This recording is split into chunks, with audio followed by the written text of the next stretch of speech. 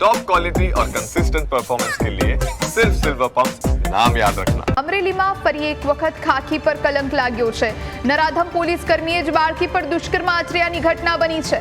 Babra police સ્ટેશનમાં રવિરાજસિંહ ચૌહાણે દુષ્કર્મ આચર્યું। પોલીસ કર્મીએ 14 વર્ષની આ બાળકી પર દુષ્કર્મ આચર્યું। 4 મહિનાથી બાળકી પર આ નરાધમ દુષ્કર્મ કરતો આવ્યો છે। રવિરાજસિંહ ચૌહાણ સામે અપહરણ, પોક્સો, દુષ્કર્મની કલમ હેઠળ ગુનો દાખલ થયો। નરાધમ પોલીસ કર્મી રવિરાજસિંહ ચૌહાણ હાલ ફરાર થયો છે। બાળકીના પિતાએ રવિરાજસિંહ સામે ફરિયાદ નોંધાવી છે। પોલીસ જ હેવાન બને તો જનતા કોની પાસે જશે? શું પોલીસ કર્મીને લાગુ નથી પડતા કાયદા? આ નરાધમ પોલીસ કર્મીને ક્યારે લટકાવશો ફાંસીએ? ક્યાં સુધી આવા હેવાન ખાખીને કલંકિત કરશે? આ તમામ મોટા પ્રશ્નો। સંવાદદાતા દશરથ આપણી સાથે ફોન લાઈન પર જોડાયા છે। દશરથ, ફરી એકવાર ખાખી પર કલંક લાગ્યો છે, કારણ કે રવિરાજસિંહ નામનો આ પોલીસ કર્મી જે છેલ્લા 4 મહિનાથી એક 14 વર્ષની બાળકીને પોતાની હવસનો શિકાર બનાવતો હતો। કઈ રીતની ફરિયાદ દાખલ થઈ છે? આ પોલીસ કર્મી ક્યાં છે? શું જાણકારી? જોઈ, ગુજરાત પોલીસને કલંકિત કરતી ઘટના અમરેલીમાં બની છે ને। બાબરા પોલીસ સ્ટેશનમાં પોલીસ કર્મીએ 14 વર્ષની સગીરા પર દુષ્કર્મ ગુજાર્યું છે ને। હાલ છે તે પોલીસ કર્મી ફરાર થયો છે ને 4 માસથી શરીરે અડપલા કરીને શારીરિક સંબંધો બાંધતો હોવાનું પોલીસ કર્મચારી સામે ગુનો દાખલ થયો છે। અને રવિરાજસિંહ ચૌહાણ નામનો આ પોલીસ કર્મી સામે મહિલા પોલીસમાં પણ અપહરણ, પોસ્કો, દુષ્કર્મ સહિત કલમ હેઠળ ગુનો નોંધવામાં આવ્યો છે। નરાધમ પોલીસ કર્મી રવિરાજસિંહ ચૌહાણ હાલ ફરાર થઈ ગયો છે। સગીરાના માતા પિતા અને ખુદ ભોગ બનનાર જ ફરિયાદી થયા છે ને। ખાખીને કલંકિત કરતી આ ઘટના અમરેલીમાં જોવા મળી છે ને। પોલીસ કર્મીને ઝડપવા અને પોલીસ કર્મી સામે કઈ જગ્યાએ અત્યારે છે ને તેની તપાસ પોલીસ હાથ ધરી રહી છે ને। અમરેલી પોલીસને કલંકિત કરતી આ ઘટના અમરેલીના બાબરામાં બની છે। આ પોલીસ કર્મી કેટલા સમયથી ડ્યુટી પર હતો અને એને લઈને કોઈ વિગતો પ્રાપ્ત થઈ રહી છે ખરા? આ પોલીસ કર્મી બાબરા પોલીસમાં ફરજ બજાવતો હતો, પણ કેટલા સમયથી ફરજ બજાવતો તે હજી સામે નથી આવ્યું। પરંતુ 4 માસથી આ શરીરે અડપલા કરીને શારીરિક સંબંધો બાંધતી હોવાની કર્મચારીની સામે ગુનો ફરિયાદમાં જાણવા મળ્યું છે ને। વધુ તપાસ હાલ પોલીસ હાથ ધરી રહી છે। બિલકુલ દશરથ, આ પોલીસ કર્મી આ બાળકી સાથે સંપર્કમાં કેવી રીતે આવ્યો હતો એને લઈને કોઈ જાણકારી છે ખરા? અને હવે કઈ કઈ કલમો હેઠળ ગુનો દાખલ થયો છે? જોઈએ, આ રવિરાજસિંહ ચૌહાણ નામનો પોલીસ કર્મી સામે અપહરણ, પોસ્કો અને દુષ્કર્મ સહિતની કલમો હેઠળ ગુનો નોંધવામાં આવ્યો છે ને। આ પોલીસ કર્મચારી કેટલા સમયથી આના સંપર્કમાં તો તે તમામ તપાસ અત્યારે પોલીસ ડીવાયએસપી ચિરાગ દેસાઈ સહિતના અધિકારીઓ ચલાવી રહ્યા છે। દશરથ, આભાર આપનો જાણકારી આપવા માટે। આપણી સાથે વધુ વિગતો સાથે આઉટપુટ એડિટર જીગર ફોન લાઈન પર જોડાયા છે। જીગર, શું જાણકારી? બિલકુલ જુહી, જે એફઆઈઆરની કોપી છે તેની અંદર આખો એક ઘટનાક્રમ અને ફરિયાદ જે કરવામાં આવી છે એના અંશો આપ સાંભળીએ તો ખરેખર એ વાતથી ખ્યાલ આવે કે કેવી રીતે આ જે પોલીસ કર્મી છે એ 14 વર્ષની આ દીકરી સાથે કયા પ્રકારનું કૃત્ય કરતો હતો અને એના જ કારણે આખી આ ઘટના જે પ્રકાશમાં આવી છે। આપણી સાથે આરવી રાઠોડ સાહેબ જોડાયા છે, પીએસઆઈ છે બાબરાના। સર, સ્વાગત છે આપનું। સૌથી પહેલો સવાલ, કેવી રીતે આખો આ ઘટના જે સામે આવી એ કેવી રીતે આપના પાસે માહિતી પહોંચી? કેવી રીતે જે પોલીસ કર્મી છે એ દીકરી સાથે આ પ્રકારનું કૃત્ય કરતા હતા?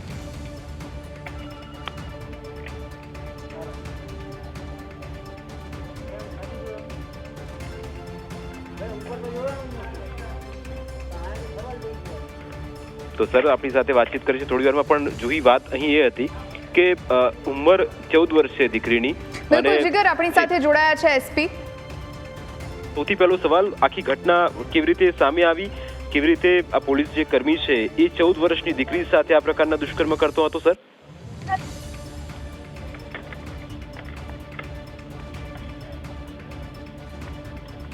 હેલો સર, અવાજ આવી રહ્યો છે?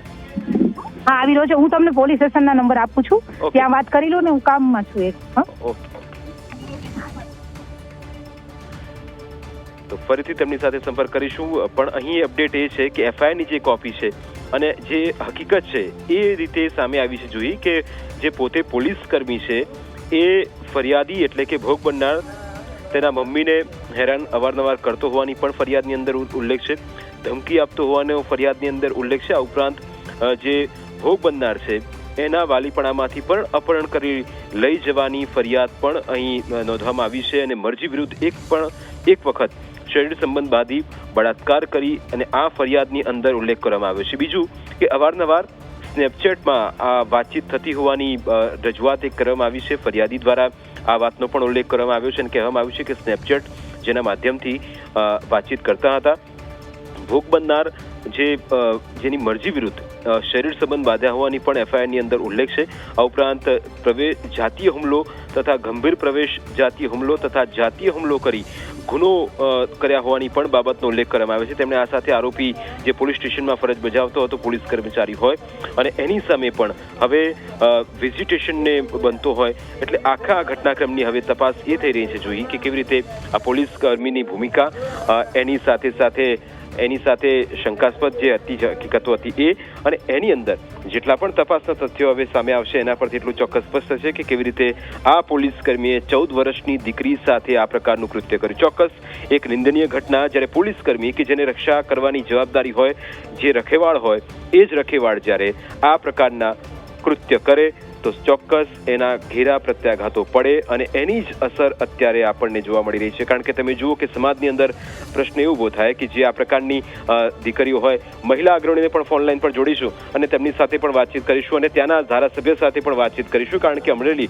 અત્યારે ટોક ઓફ ધ ટાઉન બનેલું છે અને જેટલા પણ કિસ્સાઓ અત્યાર સુધીમાં સામે આવ્યા એની અંદર જેટલા પણ આ પ્રકારની ઘટનાઓ સામે આવી એની અંદર એટલું સ્પષ્ટ છે કે જો પોલીસ કર્મી આ પ્રકારના કૃત્ય કરતો હોય તો ચોક્કસ આ ઘટનાને જરાય સાંખી ન લેવાય. તમે એક તરફ સુરક્ષાની વાતો કરો છો, એક તરફ તમે મહિલાઓની સુરક્ષાના દાવાઓ કરતા હોય અને એની વચ્ચે જ્યારે આ પ્રકારની ઘટના સામે આવતી હોય ત્યારે સ્વાભાવિક છે કે તેની સામે અનેક સવાલ ઊભા થાય. અને અત્યારે જે પોલીસ કર્મી છે કે જેણે 14 વર્ષની દીકરી કે જે હજી સંમતિ થઈ હતી અને એની સાથે આ પ્રકારનું દુષ્કર્મ કર્યું, પરિવારને ધમકી આપી, પરિવારને મારવાની ધમકી આપી, સ્નેપચેટના માધ્યમથી એકબીજા સાથે વાતો કરતા હતા.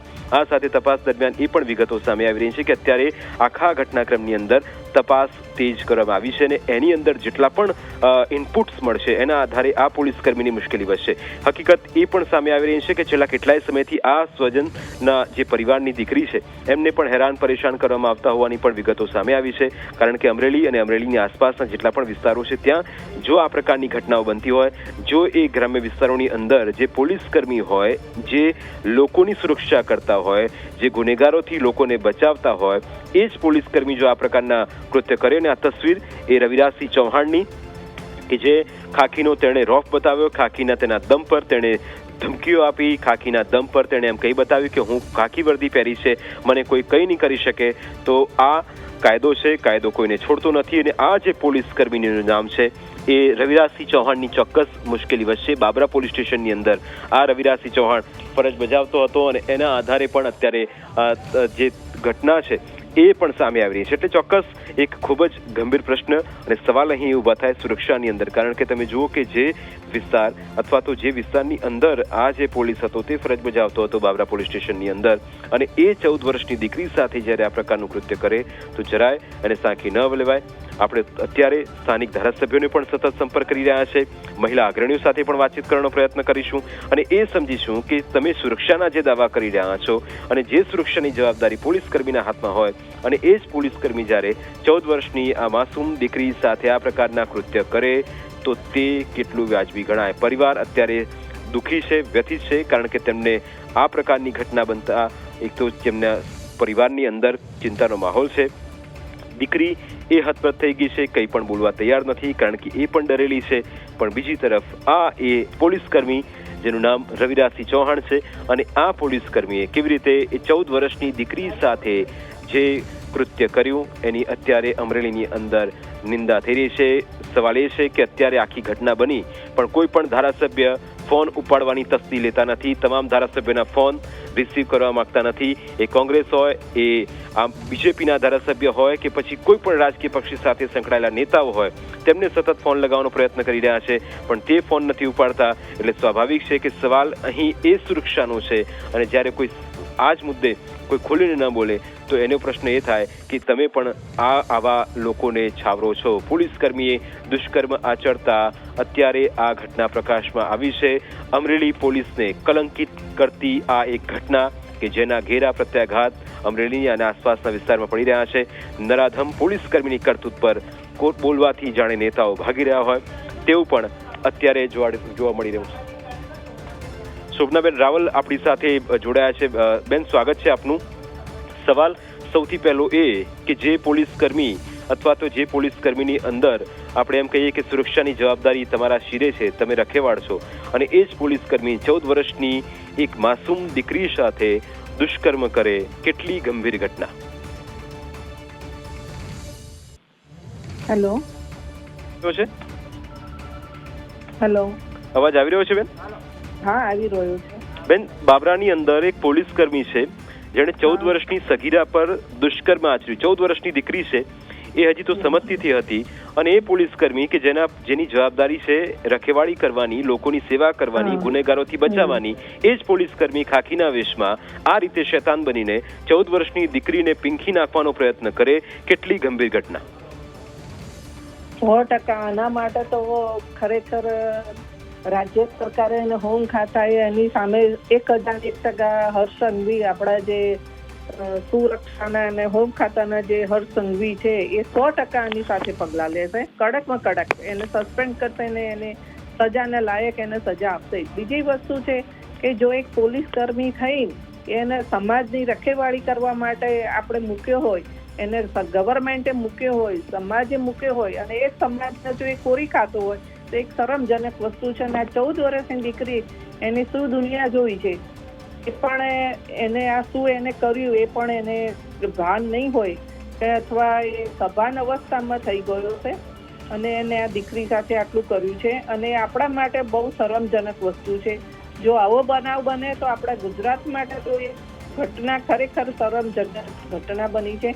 અને હું એક મહિલા સુરક્ષા સમિતિની ચેરપર્સન છું, શોભના રાવલ.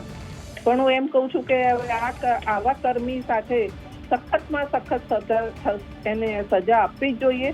એમાં કોઈ બાંધછોડ ના કરવી જોઈએ કે નહીં એની કોઈ લાગવત લગાવવી જોઈએ, અને દીકરીને એના પરિવારને પૂરેપૂરું વળતર મળવું જોઈએ. આ સાથે મારી એવી એક રજૂઆત છે જ કાયમ. બિલકુલ બેન, આજે એક નિર્ણય આવ્યો સરકાર દ્વારા કે કોઈ પણ પ્રવાસ જાય, કોઈ શાળામાંથી પ્રવાસ જાય તો એ શાળાના પ્રવાસ દરમિયાન 2 પોલીસકર્મી અને 1 મહિલા પોલીસકર્મી રહેશે. હવે તમે વિચાર કરો કે આ પ્રકારની ઘટનાઓ 14 વર્ષની દીકરી સાથે કોઈ પોલીસકર્મી આ પ્રકારની ઘટનાઓ કરતો હોય, દુષ્કર્મ આચરવાનો પ્રયત્ન કરતો હોય, તો આ જે પ્રવાસની અંદર જે દીકરીઓ તમે મોકલો છો કે પોલીસકર્મી છે, ચિંતાનું કોઈ કારણ છે નહીં, આમાં છબી આખા પોલીસ ડિપાર્ટમેન્ટની પણ બેન બગડે છે. આમાં કેવું હોય છે કે એક આપણું નેટ જે ઇન્ટરનેટ ને આ બધું જે ચાલતું છે, સોશિયલ મીડિયા, જે તમે સોશિયલ મીડિયા ઉપર આપણે એટલું બધું લોકોનું ધ્યાન કેન્દ્રિત થતું હોય છે, અને સોશિયલ મીડિયામાં તમે મોબાઈલ ઓપન કરો એટલે તમને જે માંગે એ બધું તમને મળે છે.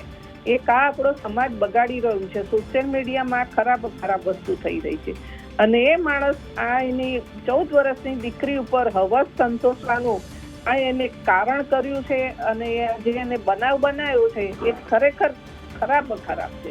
અને બીજી વસ્તુ કે પોલીસ છે ને, પોલીસ કર્મીઓ, હું એવું નથી કહેતી કે હું પોલીસનું ખેંચું છું, પણ 80% પોલીસ એટલી સારી છે ને, એમાં 20% લોકો આવા નરાજ બિલકુલ બેન, 100% વાત છે. પૈસા લે છે લોકો, એટલા બધા પૈસા લે છે, એમાં 20%માં રેપ કેસ વાળા આવી ગયા અને પૈસા લેવા, લાંચ રિશ્વત વાળા. એમાં 80% પોલીસ, સારી પોલીસને આ લોકો વગોવી નાખે છે. બિલકુલ બેન, પોલીસ તમે નહીં માનો, પોલીસ એટલું આ સુધી મને કોઈ પોલીસ કર્મીનો, કોઈ પોલીસ અધિકારી કે કોઈ હેડ કોન્સ્ટેબલનો પણ મને ખરાબ અનુભવ નથી રહ્યો. બિલકુલ બેન, સાચું કહું છું. બિલકુલ આપણે બિલકુલ તમારી વાત સાચી કે 80% પોલીસકર્મી 100%. કારણ કે તમે જુઓ હમણાં જ એક ઘટના કે જ્યાં અમદાવાદ ક્રાઇમ બ્રાન્ચની ટીમે એક દીકરીને બચાવી, એ પણ 4 વર્ષની જ હતી. એને કોઈ ઉઠાઈને લઈ જાય છે અને ગણતરીના કલાકોમાં જ ક્રાઇમ બ્રાન્ચની ટીમ 70 પોલીસકર્મીઓ એ બાળકીને શોધી લાવે છે. એટલે સલામ છે એ પોલીસને પણ, જ્યારે એ જ પોલીસ ડિપાર્ટમેન્ટની અંદર એકાદ આવા જે પોલીસકર્મી હોય એ છબી ખરડાવે છે. આપનો ખૂબ ખૂબ આભાર. જોઈ આપણી સાથે સોનલબેન જોશી પણ જોડાઈ ગયા છે. બિલકુલ સોનલબેન, સ્વાગત છે આપનું ન્યૂઝ કેપિટલમાં. ફરી એકવાર એવા જ મુદ્દા વિશે ચર્ચા કરવી પડે છે કે ફરી એકવાર ખાખી પહેરી જે પ્રજાનું રક્ષક હોય છે એ ભક્ષક બન્યો છે, અને 14 વર્ષની આ સગીરા પર દુષ્કર્મ આચરતો આવ્યો, એકવાર નહીં અનેક વખત 4 મહિનાની અંદર. અને અત્યારે વાત કરતા જ આપણા રૂવાડા ઊભા થઈ જાય ને, આપણને આટલો ગુસ્સો આવે એટલે આપણે પરિવારની તો વિચારી શકીએ કે એમની પર શું વીતતી હશે. પણ આવા જે રક્ષકના વેશમાં ભક્ષક છે એમને હવે આકરામાં આકરી સજા થવી જોઈએ. સોનલબેન, 100%, કારણ કે ક્યાંક ને ક્યાંક આ લોકોની જે આપણે ક્યારે પણ કંઈ પણ પ્રોબ્લેમ થાય તો આપણે પોલીસ પાસે જતા હોઈએ છીએ અને પોલીસ દ્વારા જે આ વર્તન કરવામાં આવ્યું છે બિલકુલ અયોગ્ય છે. ખાસ કરીને આવી જ છાપના કારણે લોકો ડરતા હોય છે. અને જેમ બેને કીધું એમ હું એવું કહીશ કે ભાઈ કદાચ 60% પોલીસવાળા ખરેખર સારા હોય છે, પરંતુ એના લીધે બીજા જે 40%ની વાત કરીએ કે જે કરપ્ટેડ છે અથવા તો જે પ્રમાણેનું એમનું વર્તન છે, જે પ્રમાણે હાશ હોય, રૂડ હોય અને જેવા આવી રીતે આવા વાસના ભૂખ્યા લોકોને ખરેખર આવી નાની દીકરીને જેમને પોતે ભોગ બનાવી છે, આવા લોકોના કારણે પોલીસ ડિપાર્ટમેન્ટ પણ બદનામ થાય છે. આ જે ઘટના બની છે એ બિલકુલ નિંદનીય છે અને વખોડીએ છે. અને કદાચ હું એવું માનીશ કે જ્યારે તમે જાહેર સેવક હોય, કોઈ સારી એવી પોસ્ટ ધરાવતા હોય અને કોઈ જોબ કરતા હોય ને જો કોઈ તમે આવી દુષ્કર્મની કૃત્ય કરો છો તો એના માટે નવું એમેન્ડમેન્ટ લાવવું જોઈએ. વધારેમાં વધારે સજા ઓછા સમયની અંદર હિયરિંગ કરી અને એની ઉપર એક્શન લેવા જોઈએ એવું મારું સ્પષ્ટપણે માનવું છે. જી સોનલબેન, આભાર આપનો અમારી સાથે જોડાવા માટે.